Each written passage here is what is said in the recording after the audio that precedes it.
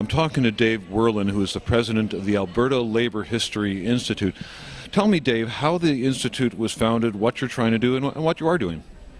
Well, it started with a resolution that went before the Alberta Federation of Labour Convention. I'm not exactly sure what year it was because I wasn't there. It was one of the few conventions I've ever missed. And in any event, it called upon the labour movement to start an Alberta Labour History Institute. And I think they even used those words. It's kind of a grand title. But a few years later, the fellow who had put the motion forward, Jim Selby, came to me, and there had been a fellow by the name of Don Bozak, who's a filmographer who had moved here from Toronto, and they got the idea that we should do something about labour history. And Don has always focused on oral history, which I think is a very good thing. So what we do is we interview working people, and we get their story about their struggles and about their life and about their accomplishments. And we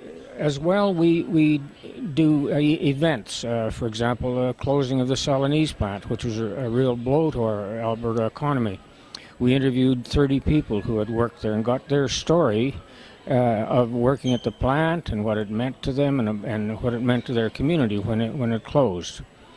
We participated in the story of the GWG plant, the Great Western Garment Company, which was closed and moved off, I think, to Haiti. And we have participated in those sorts of things, and we've done a lot of history of the mine workers in the Crow's Nest Pass and the militant beginnings of the trade union movement in southern Alberta, which was extremely important in our history. Why does the history matter so much to you?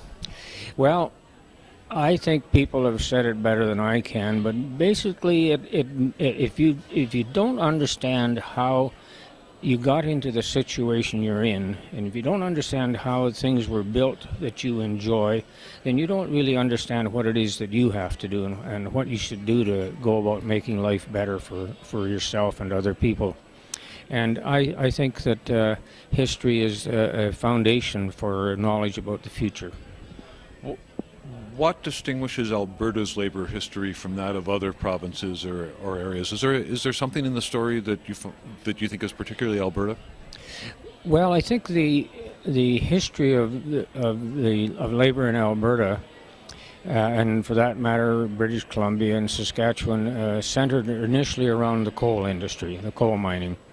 And they had incredible struggles, as did people in Cape Breton and other places. And it brought about a solidarity that brought together a very militant, a very left-wing, a very courageous group of people who made a mark. They made a difference. And those stories are important to tell.